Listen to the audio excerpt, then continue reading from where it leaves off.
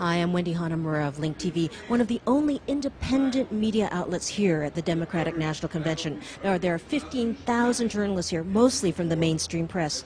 Behind me, Dan Rather, one of the icons of the mainstream press, now one of its most potent critics, is talking. Let's hear what he has to say. What has changed most is the character of news ownership. I only found out years after the fact, for example, about the pressure that the White House of the late President Richard Nixon put on my then bosses during my coverage of the Watergate crimes. Pressure to cut down the length of the pieces. Pressure to call me off that story and so on. Because back then, my bosses took the heat, so I didn't have to.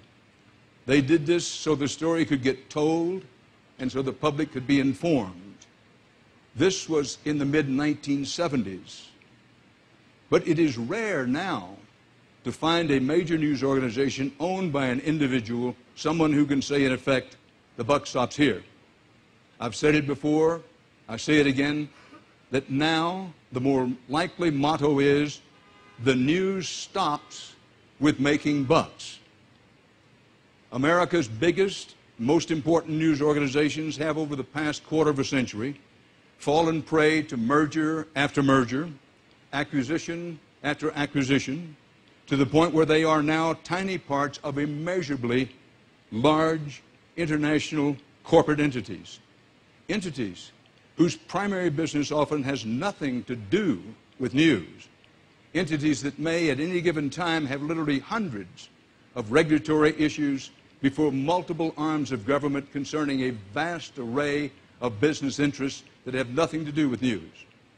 These are entities that, as publicly held and traded corporations, have as their overall reigning mandate to provide a return on shareholder value, to increase profits, and not over time, not over the long haul, but quarterly, if not on a tighter schedule. One might ask where news fits into this model. And if you really need an answer, you can turn on your television, where I suggest to you, you will quickly see some, if not all, of the following. You will see and hear political analysts reduced to in-studio shouting matches between partisans armed with little more than the day's talking points. Precious time and resources wasted on so-called human interest stories, celebrity fluff, sensational trials, and gossip. So-called political debates, I put it in quotations, where the one thing that is sure not to happen is genuine debates, and where the questions that the public really cares about seldom, if ever, seem to get asked. And you will see and hear international coverage that leaves the American public ignorant of the world outside our borders, unaware of its complexities and the ways that U.S. interests are bound with those of other nations.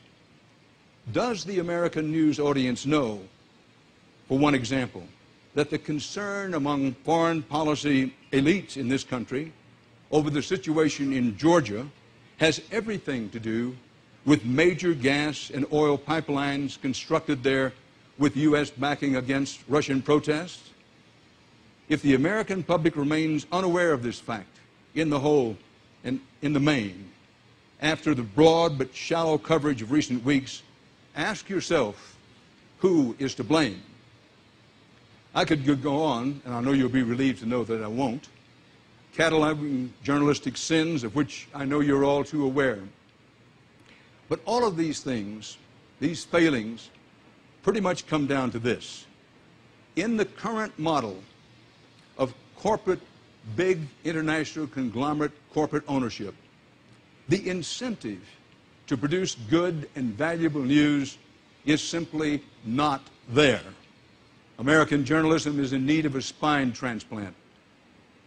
Let the treatment begin today with those of you in this room. You can take this message home with you. You can take it back to your desks and your workplaces, to your colleagues and your fellow citizens. Magnify it, multiply it, and spread it. Make it something that cannot be ignored, not by the political parties, not by our candidates, not by the owners and executives of media companies, write these people, call these people, send them the message that you know your rights. You know that you are entitled to news media as diverse and varied as the American people, and that you deserve a press that provides the raw material of democracy, the good information that Americans need to be full participants in our government of, by, and for the people. And most of all, show them with your example what a truly independent press looks like, because your country needs you now more than ever. Thank you very much. Dan Rather first started covering political conventions in 1956. That's right, he's been at this business for over 50 years. But what's changed? Well, according to Rather, what has changed is the ownership of the mainstream press. That's right, corporations now own the companies that govern the reporters. They don't back them up, because what's really driving this business, according to Rather, is profits. All the more reason to support independent voices like Link TV. We're going to be bringing you the independent voices at this convention all week long, so stay with us as we cover what change looks like here on Link TV. Thank you for watching this Link TV special, What Change Looks Like. See the full schedule at linktv.org/change.